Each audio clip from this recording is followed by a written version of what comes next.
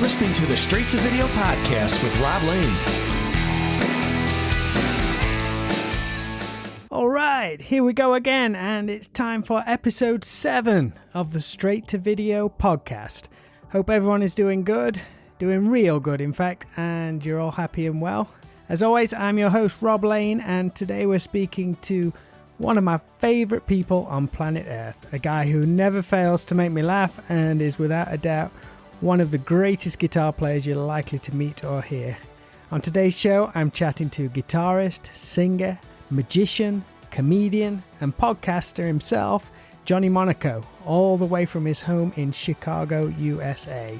Johnny has been on the hard rock scene touring and performing since the mid-1990s after finishing at the world-famous GIT Musicians Institute in Hollywood, California. A fair bunch of you may know him from his time in the band Enuff, in which he has been both the lead guitarist and also the frontman, but he's also a brilliant solo artist too, and he's released a bunch of material from the likes of his debut album Overrated, and a ton of EPs including LA Vacation, which the intro music for the Straight to Video podcast is taken. So please head on over to Johnny's website at johnnymonaco.com, where you can find all the relevant links, and you can also check out Johnny's very own podcast, which is a production all of its own.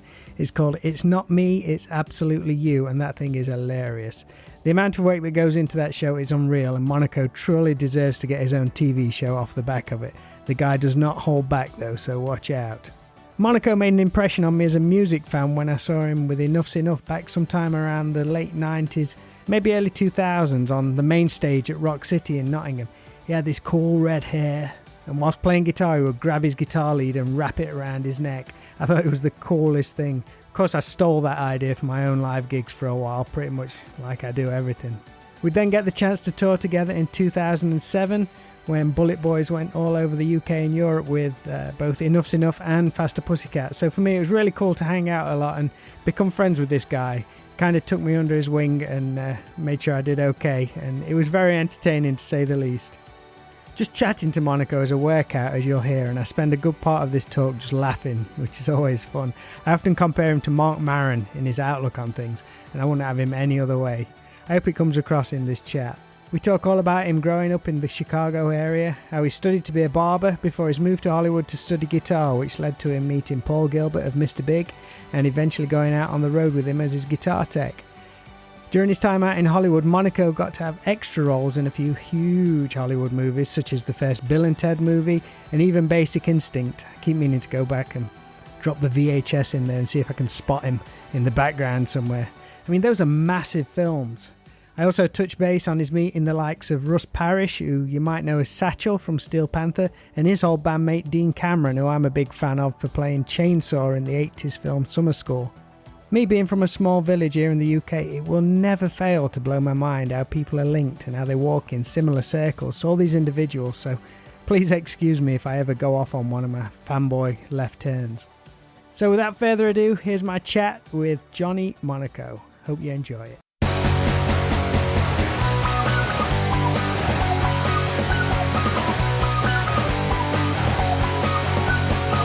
Sit your fine self down, tears have gone away, you can be so cold, they tell you 'cause the way things are, it's kinda hard to worry when you own the day. Get your fresh. How are you though? You doing alright? I don't know.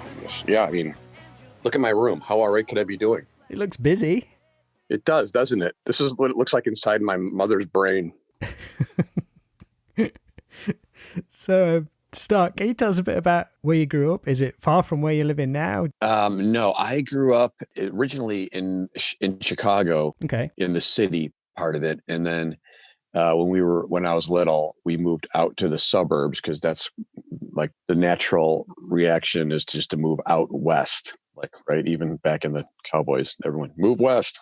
So, I mean, Northwest is where we ended up, and it was like a developing suburbs. So it was like, that would be like the dream for anybody that's working in the city, wanting to get out of the city. So you move to the suburbs. Mm-hmm. And we're talking like 1978 right. or something like that. So in, late 70s, my dad was a barber in Chicago, right by where we lived. And we moved out of Chicago maybe I want to say like 40 miles out to the suburbs to Mount Prospect, which was a new development where they were building houses. And it seemed far at the time, like, in the middle of nowhere. It's like, wow, what's this crazy? And, you're way out there in the suburbs, but that's where people gravitated to. Some people would stay in the city, but the city gets rough, and you got little kids and stuff and you want to get out of there. So we moved to the suburbs, and then we lived there for till I think like 2000. I, of course, moved out and was living in LA, and I moved around, and I wasn't there the whole time. But then after that, in 2000, they moved again, even further west, because now they're older and the property changes, and you want to keep going west where the nicer stuff is, where it's a little easier to live. Mm-hmm. It's a little more money, I think, the further you go out, but you get more for it. So they moved out again, and that's where I'm at now in Bartlett, which is another half hour. So I'm about, I want to say like an hour from downtown. Okay. Do you remember much of that initial move from the city? How old was you when you moved? I don't know that I remember a whole lot, but I think I was probably around 8. Right. And, I just remember, or somewhere like that, between like, 5 and 10, somewhere in that area. And I remember we moved out to this, new place, and I started going to school, and I pretty much consider that, my upbringing. The whole part of being in the city, I don't remember much. It might have even been earlier than that, because I don't remember much of the city. I mean, I've seen pictures and I can sort of remember, but it wasn't like I have memories and all the things I did when I was just too little. So I don't really remember much. My childhood's basically for me started in Mount Prospect. You say your dad was a hairdresser and you trained as a hairdresser as well. Was ever that a career consideration? Yeah. Well, I went to barber school. It's a little different out here. Hairdressers and back in the day, they'd maybe call them hairdressers. It'd be more for the women's side, and barbers were more the men's, and razor and kind of old school, which has now come back full swing and is now like hip to go to a barber shop. I don't know. I was kind of like forced, and not forced, but like my dad was a barber. He used to teach at that school. My uncle owned the school, and it was the first barber college in Chicago. So it was like, you got to go to this because you got to get your license, because you could always have that to fall back on. So I was just like, all right, whatever. So I was in high school at the time. Most people I got lucky to have this. Most people are like, they pay a lot of money. They don't go till later. It takes a whole year of driving back and forth to get your hours in. I was kind of spoiled in that respect, where I got to go just for free and, whenever I wanted to. So I kind of broke it up over like 4 years. I would go just in the summers. Mm-hmm. But because I was so young, most people just knock it out in a year and you're done. So I went like every summer for 3 or 4 years, whatever it was, until I got my license. And then I worked when I got out of school. I worked in a salon like downtown, like where it was all hip and stuff. And for like a year or two, I just, going somewhere every day, driving down there, dealing with those people, talking to them like, oh yeah, really? Yeah, it's not birthday, huh? I want to stab myself in my eye with my comb. It's fine. You could, if you want to stand on your feet all day and cut hair, and it's a hard gig, I'm a little too delicate for that. And, but I did it for a while, and I worked in like an actual salon. And then I also worked in a kids salon where the kids like sit on the chairs that look like animals and stuff. Right. They're moving around like, spitting all over the place, with suckers stuck in their hair. I'm like, hold still, buddy. Strapping them down. Yeah. And then there's me in there cutting their hair. Hold still. I think he plays the guitar. Look at his hair. He's got long hair. But, hair cutters tend to have like long hair a lot of times. Like it's very European to have long hair, but me, I just ended up looking like I was trying out for a rat. So, I'm in there cutting these kids' hair, and I'm like, I can't do this anymore. And then something happened. I forgot what it was. I think I moved away, or I went to LA, or I was going to join a band, or something happened where I'm like, I don't want to do this anymore. So I did it for a couple of years. Mm-hmm. I got good though, because I was in school for so long, and I was kind of like, go get my lunch, go do this, go wash the towels, do it. I'm going to show you a cut, so they would show me like extra stuff. So I learned like all the women's hair and all the colors. And back then there was things called hennas and cellophanes and perms. Mm-hmm. Used to get perms. And so I had to like learn like shaving with a razor. These guys would come in, these bums would come in, because it was a barber college. So they would come in for like a dollar shave or a free shave. And they were living on the street. So their skin's got like pimples, and they're all like scabby, and you'd have to like go around them like while you're shaving with a razor. Because if you just went straight down, they would all open up and there'd be tons of blood. And I'm real bad with blood. And course I wouldn't like that. I'd pass right out. But it made you better because you had to like work with these people, and it was in a real urban area. So it was a lot of black hair. I had to like pick it all out and use like a special like long shears. And there was things called shags back then and fades where you'd have the back would be like a little longer, like a bump almost back there. Okay. And had to learn how to do all that stuff. So I had to learn how to cut all this black hair. And then I would drive 40 minutes back home to my snooty white neighborhood, It was ridiculous. But it was a lot of back and forth, every summer, for like 3 or 4 summers. But yeah, I still keep my license. Every couple of years you pay. And I'll cut hair for if someone wants a haircut from me or they ask, but I haven't like worked in a salon. I'm probably out of shape. I don't think I could hold my arms up that long for, it's a lot of, you gotta get in shape for that stuff. Mm-hmm. It's not easy, working in a salon, doing 15 haircuts a day or whatever it is. The faster you are, the more money you make. So you got to be really good. You got to get them in the chair, knock them out, and talk to them. And it's a whole thing. I just, it's a lot of work. Mm-hmm. It's more work than I wanted to put into it. And you come home, you got hair all over the place. There's their hair on you everywhere. Like find their hair on your hair. Oh man. Pubic hair, whatever it is. Oh God. Yeah, eyelash hair. This gray eyelash hair. This isn't mine. On your nose. You got to come home and I would come home and take all my clothes off, put them in the laundry room, and then naked walk to the shower and sterilize. And then, it's a whole thing. I'm sure a lot of people don't do that. And you just bring that into your house and you're, mixing in their hair with your hair. It's Lord of the Flies in my rug. Oh man. So what was your earliest introduction to music then? Well, I think, in high school, I'd always listen to metal and rock and Ozzy. And back then, I like Rush and progressive rock bands, guitar bands, Peter Frampton and all 70s, late 70s stuff. I just like my dad would play it in the car and we would drive around. I'd be like listening to it all the time, like Carpenters and all that 70s stuff, But that wasn't really guitar driven. Then when the guitar stuff came into play, like with Eddie Van Halen and stuff like that, like in the late 70s, that's when I started really getting into guitar and blues. And I started taking lessons, like I think when I was in 8th grade. So I was still playing guitar and doing music before I went to barber school. Right. So I was always kind of looked at as like that rocker type guy that was there, had like long hair and short on top, with like a streak in it. Yeah. Ridiculous. Looked like I was in Zebra. And was always like that, looked at like that. So I was totally into music and I would always, be playing in bands or doing something. And that was all before the barber. Right. Really. Did the guitar playing come pretty naturally? I don't know if I could say yes to that. I mean, some people might say that it did for me, but I used to practice a lot. Like I just stayed home. Like I'm still in my room practicing, which is ridiculous. I started taking lessons and then just doing what he told me, learning the scales and playing blues and, learning pentatonic shapes and just, going home and practicing and then going in for the next lesson. And I did that for years and years. And I just would practice a lot and stay in. So I don't know if it came natural, I guess more so than some people because I was more interested in it. Mm-hmm. I think the more interested you are in something, the more it appears that it's natural, but it's because you gravitate towards it because you like it. So you put more into it. What kind of blues players were you listening to? I considered like the blues, like late 70s guitar players, all of them, I considered that blues, like Rolling Stones and like, Led Zeppelin and bands like that. Cause my teacher was an older guy and he would show me like the solo for something, the Beatles tune and Jumpin' Jack Flash. So those are blues based bands. It's not like I listened to like, Muddy Waters and all these like super like intense blues guys back then, because stylistically that music probably wasn't interesting to me. I was probably more into rock. So, I would consider those rock guys blues players.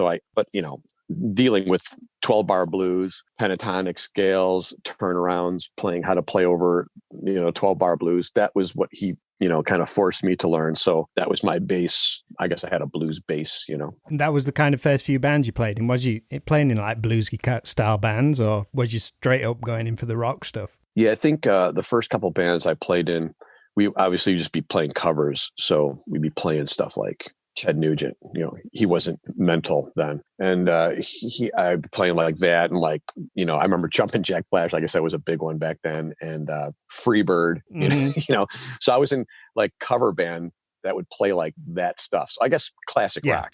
Did you get a lot of encouragement from school with your guitar playing? Yeah, I was always kind of like that guy that like I didn't really belong to any one clique. I was totally the guy from the Breakfast Club. Right. And, I didn't belong to any one clique. I got along with everybody. So yeah, they all knew I played guitar. I used to do the morning announcements for a short time when I would go into the principal's office. That was like trailblazing right there. Nobody did that. And I would sit down and, I think I told them like, hey, listen, I could probably do these better than this robot you got doing them. And they're like, oh yeah. So I went in there and started, I'd read the morning announcements and throw in jokes and stuff, and it would just disrupt the whole fucking. So they kind of had to shut me down after a couple of weeks because it was, too good. How old was you then? I was in high school, sophomore, junior, whenever, when I was 16. Just doing like that's totally advanced for like no, for what it is then. Nobody did that. So I would do the morning announcements, and I think I did play in a band, but people just knew me as a guitar player. They'd sometimes come over to my house, and I would watch me play guitar. I'd open the windows up in my house, and I would put my amp against the window, and then when they would go on their way home from school, they could all hear me like blaring like Randy Rhoads solos out the window. Yeah. Or was it just a little practice amp, or did you have the full rig? Yeah, I don't even remember, but I do remember having a Marshall half stack in my room for a long, long time. There's pictures on my Facebook page of me playing out of it. The JCM 800, which is like a sawed out amp now, but then I used to have Marshalls in my room just cranked. Nobody would be home. They'd all be working. My mom would be working, and I'd come home from school and just open up my windows, just like blast the cabinet out. Very vain child. Any complaints from people? Oh, I'm sure. I can't imagine. Back then, it was different. It wasn't like it is now. You do anything now, they're offended by everything. Back then, you could play. The only thing they were offended by is like, is that cat scratch fever? I got a cat. He doesn't have a fever. No. It's a Ted. Never mind. But no, I would just play all day. It was like my performance. Like I know someone out there's got to be hearing this. It was like loud as fuck in my room. So but I think a lot of people did that back then. They'd open their windows up and put their speakers out their window. They just want to share it with the world or something. I don't know why, because you know how I feel about giving. So who was your first guitar hero? Was it Randy Rhoads or Eddie Van Halen? Or Yeah, back then, man, it's kind of like me, like a conglomerate. It's like a bunch of things all at once. So I'd have to say, though, from the very beginning, like, Randy Rhoads for sure, Eddie Van Halen for sure. Slightly after that, Warren DeMartini. I never got into Jimmy Page for some reason. I learned a lot of the stuff, but I think it was just too, not weird, but too involved, like the chords and stuff and the tunings. It was probably a little over my head, but eventually, Led Zeppelin, all the classic rock guys. But I'd say from the beginning, like way back then, it had to be like Eddie Van Halen and Randy Rhoads. So you studied guitar in Illinois, right? Yeah. Was there always the plan to go cross country to Los Angeles and Hollywood and stuff while she was there? Or was it just the next step once you'd finished studying? Yeah, I went to 2-year college, Harper College out here, and I studied music and classical harmony and composition and theory and writing, creative writing. And then after that ended, you have the option to go on to a 4-year college or that's where you would go naturally to get your master's, and then you'd be a teacher. But a lot of it was like classical guitar. And the only reason I even went is because of Randy Rhoads. Like he played classical guitar stuff. And I was like, what's this? So it kind of got me into that. Because as a blues or rock player, you're not going to go to school, you're college. I don't need college. So it's, but he like inspired me, I would guess, to play classical. And that's all they offered in college anyways. They didn't have jazz or anything. So, I went there for the 2 years, learned classical guitar, studied, did well, I guess, graduated. And then my dad gave me the option. He's like, you want to continue and go to a college? Or I'm like, I want to go to this place in California, GIT, thing. I don't know why. They probably shouldn't have let me do it. So that's when I decided to go out there because they offered a hands-on program where you're playing in bands and you're in clubs and you're in Hollywood and you're talking to people. And they had this stuff called jazz. And I'm like, what's jazz? So I just wanted to break ground. So I guess just something in me, like it still is. I wanted to do something different, something reinvent, take it to the next level instead of just doing this, what I'm supposed to do. I had finished barber school and all that stuff. So it was like right at the time, like what's next? So in the long run, it would have cost him more if I would have went to like a college probably. And I probably would be normal and have like, a house and kids and be like I should. But, I went to GIT and went mental. But actually, nothing changed. I just sat in my room out in Hollywood and played guitar all day. I never went out. Yeah. I mean, I went out a little bit, and I just went to school. I loved it. It was like 24/7. You could just go there, you punch in with your card, and then, you attend the classes. And then after 3 or 4 o'clock, you're done. And I would just stay there until like 2 a.m. and get all these hours under my belt, because I would practice and join little groups and join workstations and watch videos until like 2, 3 a.m.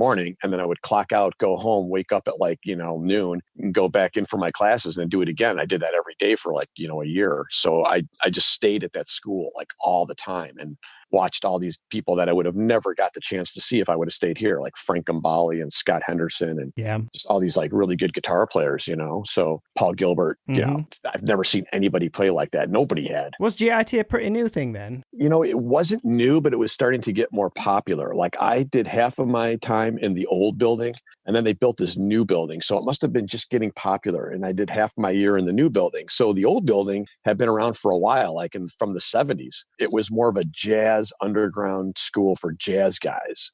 And then it started to branch out because, with jazz, you play 3,000 chords for 3 people. And for pop music, you play 3 chords for 3,000 people. So, it wasn't very popular to play jazz, but that's where all the guys that were really good were going. It was like a Berkeley, something like that. So it had been around for a while before I went there. But then, like I said, right when I went, is Paul Gilbert had just graduated.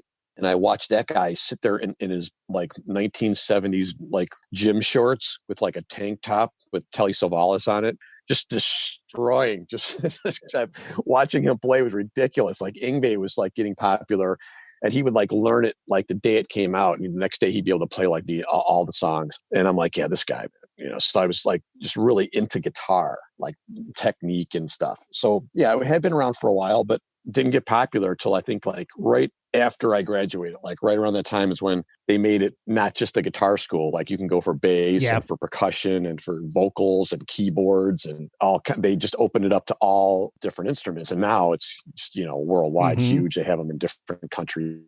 So yeah, I liked it. I wouldn't have taken it back. I mean, I had the option to go to regular college or go there. And I think when you go there, you don't get the same cred because you don't get a master's. I mean, now, I think you might be able to get it. But I mean, when I went there, it was just, you get street smart, you get to learn the notes, you get to learn how to play, but you're not going to be like, I went to, this school for 4 years and I got a degree and, they're just looking at degrees and you're hired. This is actually going to make you a better player, but you might not have much to show for it, kind of thing. Was that why you was going out there for? I mean, was you going out there to just get better at guitar and then get in a band? Was that always the goal? So yes. Yeah, that was it. I just wanted to get better. I needed more. Could have stuck around here probably and found a teacher, but those guys out there, man, once you see the video and you watch it and you see it's all structured just all around guitar, like every class, like you have scale class and chord class and performance class and composition class. And, it's like, whereas in college you have, different subjects.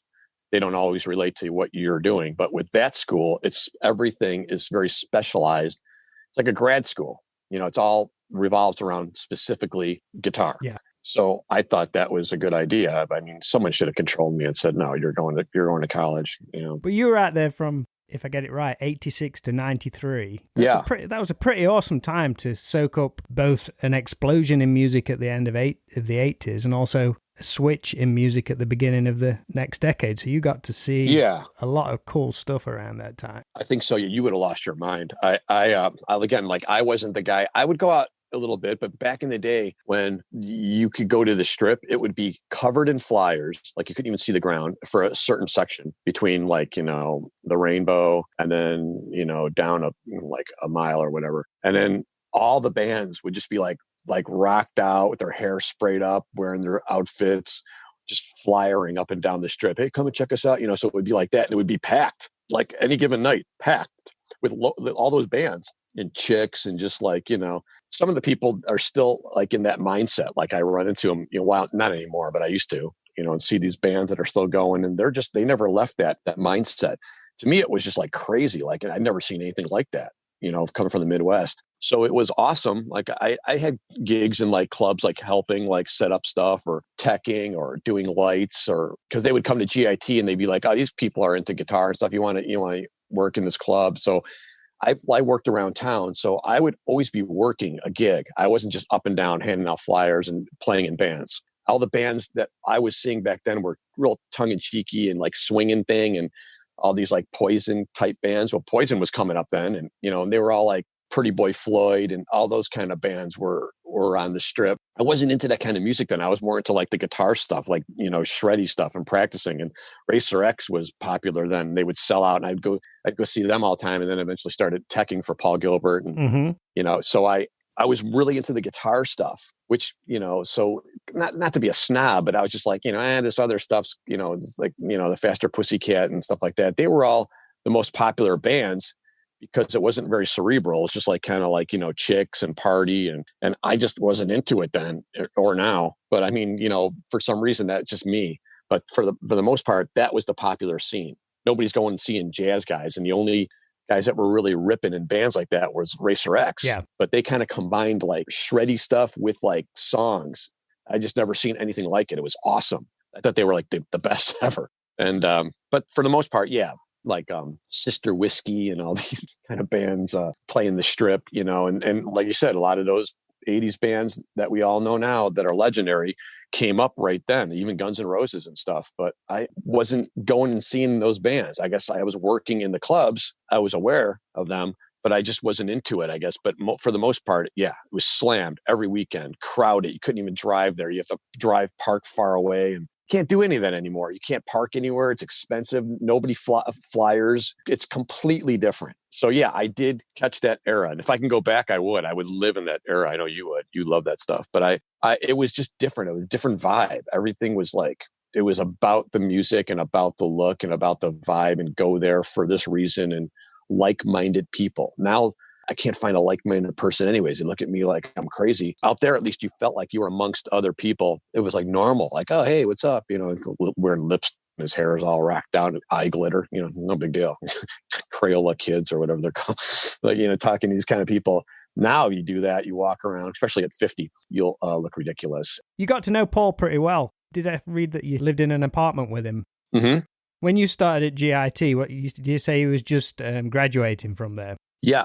He graduated, and then he lived in this apartment complex that a lot of people lived in that would go to GIT.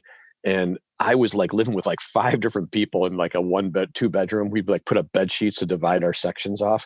So I wanted to move in wherever he was, because he's so smart, and he was always really good on guitar. And he had his own little corner where people would come in for lessons. You could always hear him like ripping like down the hallways. Yeah. I can listen.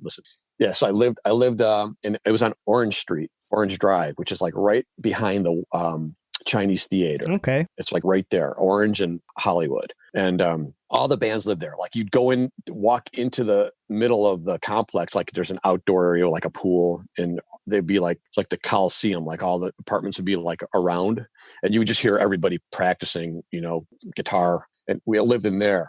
And then he had just graduated, and he was teaching at GIT. So it made sense for him to live close by and local, because he would do private lessons and tutor. He was playing all the time, and I wanted to be involved in that. And then he moved out of there, and then I moved and went into the next apartment complex that he lived in. I don't think it was to follow him. I just think I heard about it. It was a good place to go. And I had to get out of the place I was in. And then I moved in by myself. That was when I actually started going to GIT, and he lived like right down the hall from me in that one, like 2 doors down. So he would stop in sometimes. I'd bug him. I'd knock on his door, and he was always really nice. I mean, he helped them out, like I said, with Racer X and stuff. So yeah, right prior to that, I lived in that big apartment building with everybody right before school started. That was like, because you got to make the move. It's a big move going out from the Midwest, driving out there, finding an apartment. Did you just drive out on your own? Yeah, I just packed up my car and just drove out with all my stuff in it, and then got there and met my roommate there, because he was another person that was going to go to GIT, and somehow we met on some message. I don't think there was no internet back then, so it's somehow this guy was from Chicago, and he was going to go there too, and we lived together for a while, and then he kind of flaked and bailed and left me kind of hanging, and I was on my own, and it was going to cost too much to live there, because the plan was to live with this guy. And then he left, so I had to move in with a bunch of people, and that was kind of a nightmare. And then after that whole thing ended, that's when I finally got my own place, and then I could really focus on what I was doing. And I just lived in like a studio apartment in Hollywood which was like right across the street, right behind the old school. It was like Yucca and Franklin, which is right off Hollywood Boulevard. So I could literally walk from my apartment to the school in like 5 minutes. Yeah. So not, all it was for me was to be there, was to be near the school. Did you tour with Mr. Big at any point? Yeah. Yeah. Those guys they were great. I was, going to GIT, and I think I had just gotten out, or I was still at the end or something. And, I would always hang out in Paul Gilbert's open counselings. And I don't think he saw, it's not like I was so great or anything. I mean, he was probably like, hey, you're probably good enough to tune a guitar, right? You want to go on tour? I'm like, yeah. What do you mean? It's like, we'll pay you.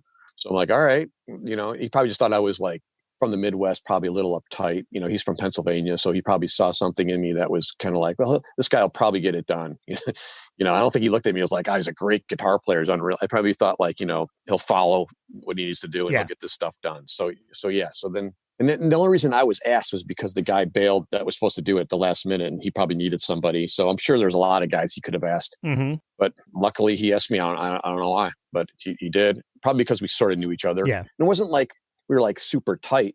I never knew Paul to be like that with anybody. He's just a smart guy, and he's just like, he'd always be on his own kind of, but he asked me to do it. And I was like, great. It was like a Midwest tour. It was a long one. It was hard. Long trucks. We had to like unload and load every day. And it was a nice tour bus. And I'd be exhausted by the end of the day. I mean, I was doing like 3 jobs, like his guitars, Billy Sheehan's basses, tuning, doing the switching off stage for the effects, loading everything, unloading, setting everything up. By the time we were done, the bus would be leaving and I'd just barely be on it. Not like these tours, not like that we were on. Nothing like that. Really professional, road manager, tour manager, lighting guy. The bus was set to a certain degree. It was freezing in there. It's like professional organization, Was that your first proper tour experience then? Teching before performing? Yep, totally. You went in big then, straight from the bat. Yeah. I mean, I never had been on a tour bus like that ever. And those guys were kind of not new to it, but sort of, Yeah. Maybe not those other guys, but Paul was in Racer X and doing stuff, and they never really did that. But that was like, they were all really just good people. And when you get around good people and there's quality like that, it's a lot different. Mm-hmm. It's than struggling and being in something else, and then it makes you look like you're all upset and mad all the time. But the reality is, it's common sense and logical to do things a certain way. And that's how they were. They were just they had it together. Yeah. It'd be like nowadays, if you had to go on tour with Night Ranger or someone like that, like those guys are like that too. I kind of felt the same kind of professionalism, That's cool. You told me you did some extra work on Bill and Ted.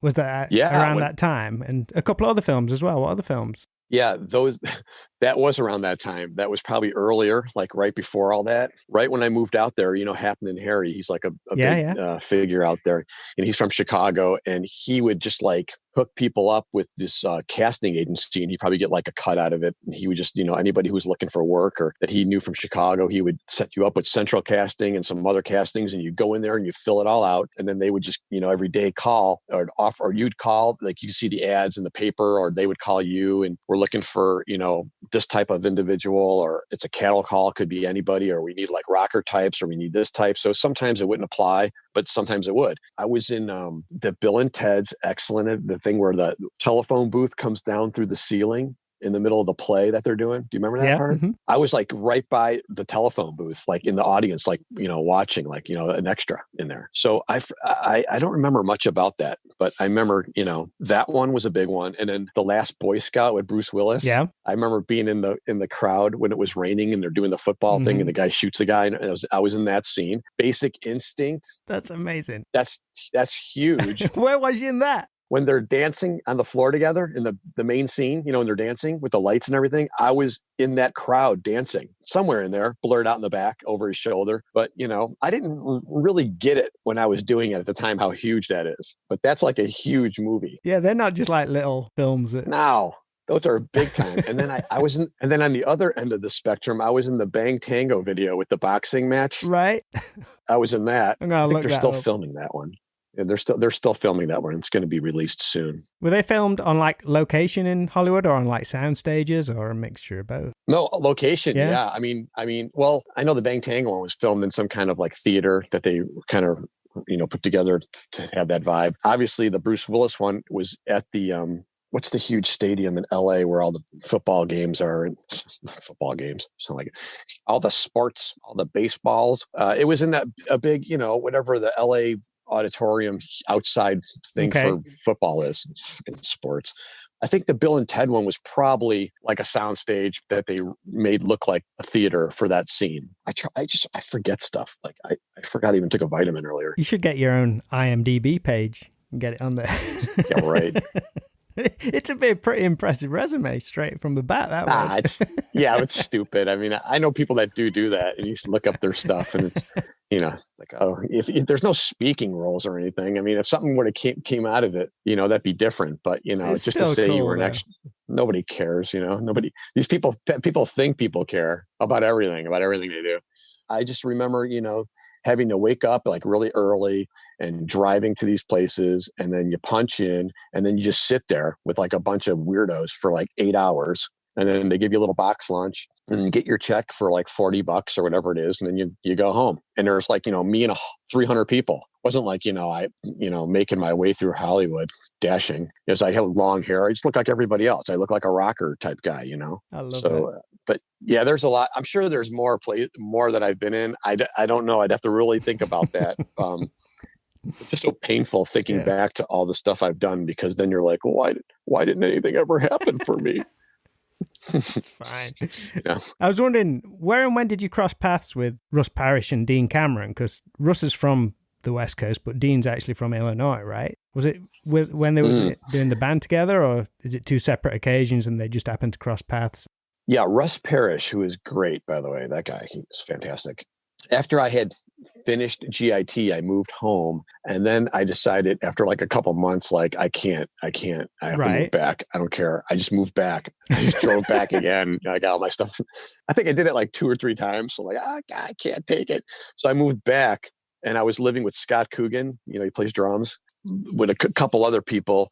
In a place, and they were actually going to GIT. So he's like, I'm going to go to GIT. And I'm like, I'm just going to go with you and just live out there. So I lived with them while they were in school. I had been done, and Russ had just graduated and was teaching there. And I had met him then because I was like, this guy's so good. And he was like the better version of me. Like he knew Paul and would hang out with him and played in bands like the Electric Fence. And then he started a band with Jeff Martin, who was in Badlands, played drums. And it was called Bad Dog. And they sort of sounded like a little Surgical Steel, because that's where Jeff Martin came from, kind of Judas Priesty, but like heavy, but with cool guitar. Then after that, I think Russ started a band called The Ducks, and he got Dean to play bass. And so I met Dean probably through that connection. So no Illinois connection at all? That's just a coincidence. Yeah, I met him when he was in The Ducks, and The Ducks were like a pop band with like cool guitar, and short-lived, but they were really good. They play like all the Hollywood places out there, like Coconut Teaser. I remember them playing, and some other places all around town. And Russ was teaching and playing, and that's when I met Dean. And I didn't really know him very well. Like it's not like we all hung out, but I just remembered him. And then later on, I found out who he actually was, that he was an actor and all this stuff. And nowadays, I see him on Instagram, and we kind of comment back and forth. So he seems like a really nice guy. I don't know him super well, but well enough to where we would know each other. But yeah, he was a really, really nice guy. And again, like-minded, good people, it makes a huge difference. You did that initial trip, came home, but then you had to go back. Do you think you acclimatized more to it than you actually realized? Well, I came home and it was like coming home from the army or something, it's like I had PTSD, and I had to go back. I got to get back there. And drove back out there, and then stayed there until 96 when Enough's Enough wanted me to join. So that's why I moved back, or else I might have stayed out there. I don't know. That's a whole nother story. Yeah, that's terrible ending to that one. It's like the end of Brian's song, or The Fly. Help me, help me. Smash with a brick. It's the end of that story. Does that sound bitter? I'm not. It's funny. Right, I'm going to let you go. All right, dude. Good talk. Thanks a lot for calling, and let's talk again soon.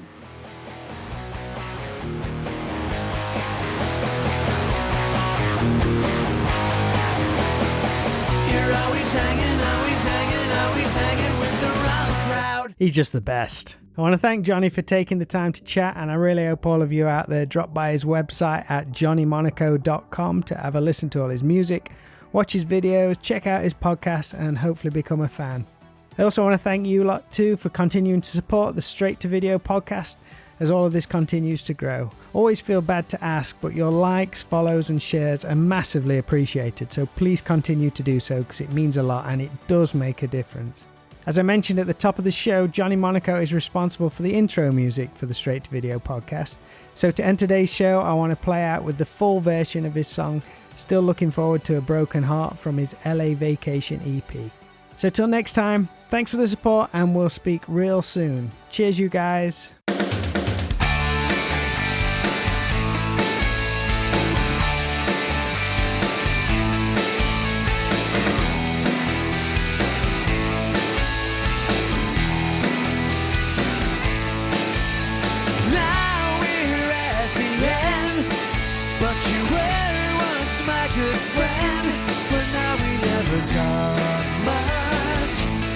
Just not really in touch.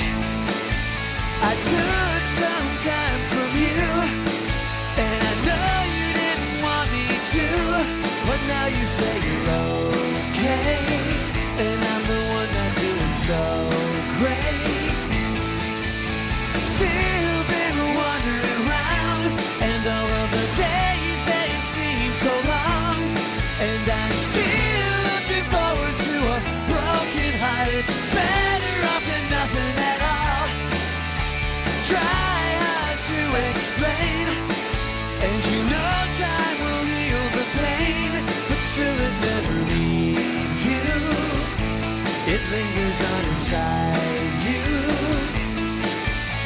I'm never satisfied, and I keep changing my mind until I'm left with nothing. It's not a very fun thing. Still been wandering around, and all of the days they seem so long, and I'm still looking forward to a broken heart. It's better off than nothing at all. There's so many things when I think about it all, like watching you sleep when you're all alone. I couldn't pretend